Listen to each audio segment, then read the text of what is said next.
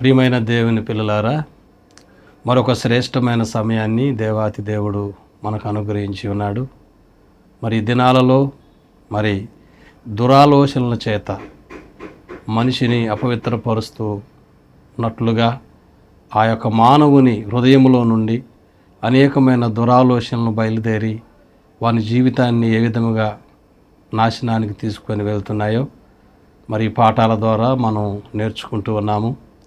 Mark సువార్త 7వ అధ్యాయము 21వ వచనం ప్రకారము దురాలోచనలు బయలుదేరుతున్నట్లుగా ఉన్నాయి. మొదటిదిగా మనం చూసినప్పుడు జారత్వాన్ని గురించి అక్కడ మనం తెలుసుకుంటా ఉన్నాము. మరి జారత్వం అనేది ఎంత భయంకరమైనదో ఈరోజు దేవుని వాక్యంలో నుంచి మనం నేర్చుకుంటూ ఉన్నాము. సామెతలు 6వ అధ్యాయము 32వ వచనములో జారత్వము జరిగించువాడు కేవలం బుద్ధిశూరుడు, ఆ కార్యము చేయువాడు స్వనాశనము కోరుకొనువాడే, వాడు దెబ్బలకును అవమానముకును పాత్రుడగును, వానికి కలుగు అపకీర్తి అన్నటికీ తొలగిపోదు అని దేవుడు రాయించడం జరిగింది.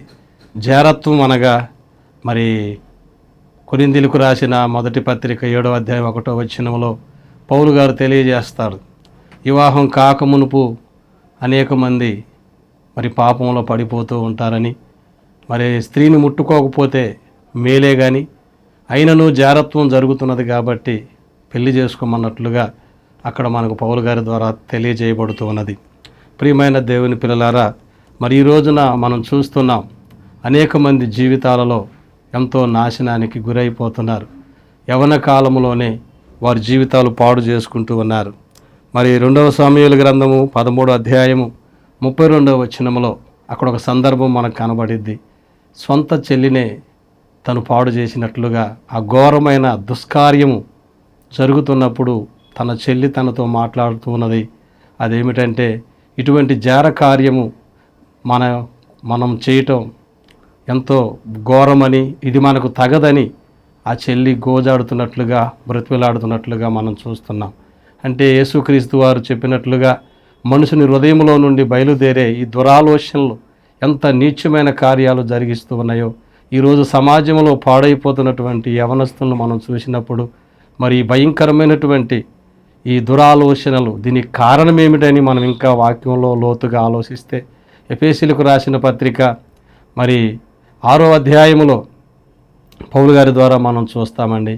దురాత్మల సమూహము ఉన్నదని దేవుడు పౌలు గారి ద్వారా రాయించాడు. ప్రతి మనిషిలో ఈ దురాత్మలు ప్రవేశించి దేవుడు నివసించవలసినటువంటి ఆ దేవాలయం అనే హృదయంలో దురాత్మలు నివాసం ఉంటూ ప్రతి మనిషిని విధముగా పాడు చేస్తూ ఉన్నాయని ఈరోజు వాక్యపు వెలుగులో మనం చూస్తూ ఉన్నాం.